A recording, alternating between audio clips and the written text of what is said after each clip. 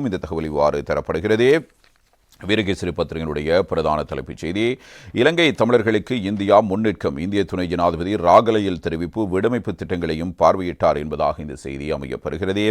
இலங்கையில் வாழும் தமிழர்களின் நலன் மேம்பாட்டுக்காக இந்திய அரசாங்கமும் இந்திய மக்களும் தொடர்ந்தும் அர்ப்பணிப்புடன் செயற்படுவோம் என்று இந்திய துணை ஜனாதிபதி CP ராதாகிருஷ்ணன் இவ்வாறு கூறுகிறார். இலங்கைக்கு 2 நாட்கள் உத்தியோகபூர்வ விஜயம் மேற்கொண்ட இந்திய துணை ஜனாதிபதி CP ராதாகிருஷ்ணன் நேற்றைய தினம் நுவரெலியாவுக்கு விஜயம் செய்த நிலையில் ராகலையில் பொதுமக்களை சந்தித்த போது இவ்வாறு குறிப்பிட்டிருக்கிறார். நுவரெலியா மாநகர சபை பொது மைதானத்தில் காலை 10 மணி அளவில் ஹெலிகாப்டரில் வந்திறங்கிய இந்திய துணை ஜனாதிபதியை பிரதி அமைச்சர்களான சுந்தரலிங்க பிரதீப், மதுர சென்வரத்ன, இந்திய உயர்ஸ்தானிகர் சந்தோஷ் ஜா உள்ளிட்டோர் மற்றும் கண்டி இந்திய உதவி உயர்ஸ்தானிகர் சரண்யா உள்ளிட்ட பிரதிகள் தலைமையிலான குழுவினர் இவ்வாறு வரவேற்றிருக்கிறார்கள்.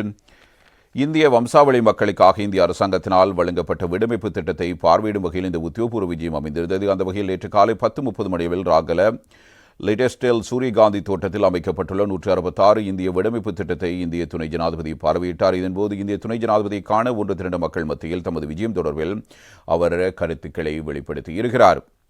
இதன்போது இந்திய வம்சாவளி மக்களின் நலன் மேம்பாட்டில் இந்தியா எப்போதும் அர்ப்பணிப்புடன் செயற்படும் என்ற விடயத்தை மக்கள் மத்தியில் எடுத்துரைத்த இந்திய துணை ஜனாதிபதி தமது தொப்புள் கொடி உறவுகளை நேரில் சந்தித்தமை தமக்கு மட்டற்ற மகிழ்ச்சியை தந்துள்ளதாகவும் இவ்வாறு கூறியிருக்கிறார்.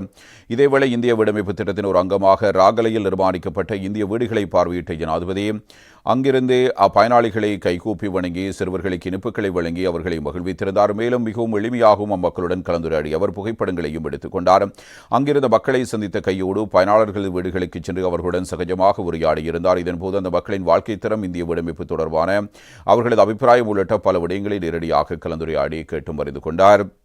ராகலை விஜயத்தை தொடர்ந்து முற்பகல் 11 மணி வரலாற்று முக்கியத்துவம் வாய்ந்த நுவரெலியா சீதா எலிய சீதையம்மன் ஆலயத்துக்கு விஜயம் செய்து விசேட பூஜை வழிபாடுகளிலும் அவர் ஈடுபட்டிருக்கிறார். இதன்போது நுவரெலியா பாராளுமன்ற உறுப்பினர், ஆலய அறங்காவலர் சபை தலைவருமான வேலுசாமி ராதாகிருஷ்ணன் உள்ளிட்ட நிர்வாக சபை உறுப்பினர்கள் பொன்னாடை பொருத்தியும் ஆலய அணிவித்து துணை ஜனாதிபதியை வரவேற்றிருக்கிறார்கள். இதனைத் தொடர்ந்து ஆலயத்தின் பிரதமர் குருக்கள் விசேட பூஜை வழிபாடுகளை முன்னெடுத்ததோடு துணை ஜனாதிபதிக்கு ஆசீர்வாதமும் வழங்கப்பட்டிருக்கிறது. இந்திய துணை ஜனாதிபதியின் சீதையம்மன் ஆலய விஜயத்தை முன்னிட்டு ஆலய நிர்வாக சபையினரால் ஏற்பாடு செய்யப்பட்டிருந்த விசேட நினைவு சின்னம் ஒன்றும் வழங்கி வைக்கப்பட்டது. இதன்போது ஆலய வளாகத்தில் கூடியிருந்த பெருந்தோட்ட மக்களை சந்தித்து அவர்களுடன் கலந்துரையாடியதும் குறிப்பிடத்தக்க விடயமாக அமைகிறது. இந்த நிகழ்வில் கல்வி மற்றும் உயர்கல்வி பிரதி அமைச்சர் மதுர செனவிரத்ன, நுவரெலியா மாவட்ட பாராளுமன்ற உறுப்பினர் கிருஷ்ணன் கலைச்செல்வி, இலங்கை தொழிலாளர் காங்கிரசின் தலைவர் செந்தில் தொண்டமான் மற்றும் நுவரெலியா மாநகரசபை உபத்தலைவர் சிவஞ்சோதி யோகராஜா உள்ளிட்ட குழுவினரும் இவ்வாறு பங்கேற்றிருக்கிறார்கள் என்பதான தகவல்கள் தரப்படுகின்றன.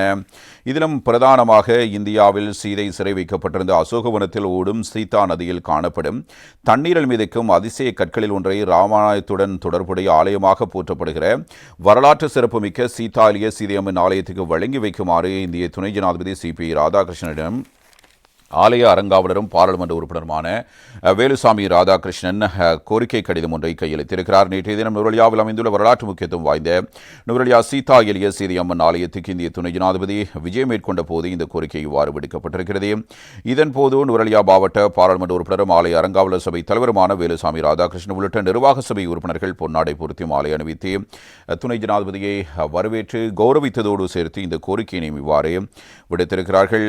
சீதை சிறை வைக்கப்பட்டிருந்த அசோகவனத்தில் ஓடும் சீதா நதியில் காணப்படும் தண்ணீரில் மிதக்கும் அதிசய கற்களில் ஒன்றை ராமாயணத்துடன் தொடர்புடைய ஆலயமாக போற்றப்படுகிற வரலாற்று சிறப்புமிக்க சீதா எலிய சீதையம்மன் ஆலயத்துக்கு வழங்கி வைக்குமாறு ஆலய பரிபாலன சபையின் சார்பில் ஆலய அறங்காவலர் வேலுசாமி ராதாகிருஷ்ணன் இந்த கோரிக்கை கடிதத்தினை இவ்வாறு விடுத்திருக்கிறார் என்பதான தகவல்களும் இவ்வாறு தரப்படுகின்றன. எனவே இந்திய துணை ஜனாதிபதியின் விஜயம் என்பது மிக முக்கியமானது ஒன்றாக பார்க்கப்படுகிறது. எனவே பல்வேறு வழிகளில் மலையக தமிழர்கள், அதிரத்தில் வடகிழக்கில் வாழ்கிற தமிழோடு சேர்த்து நாட்டில் இந்தியாவினால் முன்னெடுக்கப்படுகிற திட்டங்களிலும் ஒரு முன்னேற்றத்தை ஏற்படுத்தக்கூடிய விடயமாக இது அமையக்கூடும் என்று எதிர்பார்க்கப்படுகிறது. எனவே இலங்கைக்கான இந்திய வீட்டுத் திட்டத்தினுடைய 4ஆம் கட்டமாக மேலும் 10,000 வீடுகள் விரைவில் மலையக மக்களிடம் கையளிக்கப்படும் என்ற உறுதிமொழியினையும் இந்திய துணை ஜனாதிபதி CP ராதாகிருஷ்ணன் இவ்வாறு தெரிவித்திருக்கிறார் என்பதான தகவல்களையும் நாங்கள் அவதானிக்கலாம். எனவே ஒரு மகிழ்ச்சிக்குரிய ஒரு விஜயம் இவ்வாறு நிறைவேற்றிருக்கிறது. மீண்டும் நாடு திரும்பியிருக்கிறார் இந்திய துணை ஜனாதிபதி என்பதும் குறிப்பிடத்தக்க விடயம். அதிலும் பிரதானமாக நேற்றைய தினம் இந்திய ஜனாதிபதி கங்காராம விகாரையிலும் வழிபாடுகளில் ஈடுபட்டிருப்பதான தகவல்களையும் நாம் அவதானிக்கக்கூடியதாக இருந்தது. எனவே துணை ஜனாதிபதி சிபி ராதாகிருஷ்ணன் அவர்களுடைய விஜயம் வெற்றிகரமாக நேற்றைய தினம் நிறைவேற்றிருக்கிறது. நேற்று பிற்பகல் மீண்டும் இந்தியாவுக்கு புறப்பட்டுச் சென்றிருக்கிறார். தனது விஜயத்தை நிறைவு செய்த இந்திய துணை ஜனாதிபதி நேற்று கருணாநாயக்க பண்டாரநாயக்க சர்வதேச மாளிகத்திலிருந்து புறப்பட்டிருக்கிற இந்திய துணை ஜனாதிபதி உள்ளிட்ட தூதுக்குழுவினருக்கு வாழ்த்து தெரிவிப்பதற்காக துறைமுகங்கள் மற்றும் சிவில் விமான சேவைகள் அமைச்சர் கலாநிதி அனுர கருணாதிலக்க மாநிலத்துக்கு வருகின்றதோடு இந்த நிகழ்வில் இலங்கைக்கான இந்திய உயர்ஸ்தானிகர் சந்தோஷ் ஜாவும் பங்கேற்றிருக்கிறார்.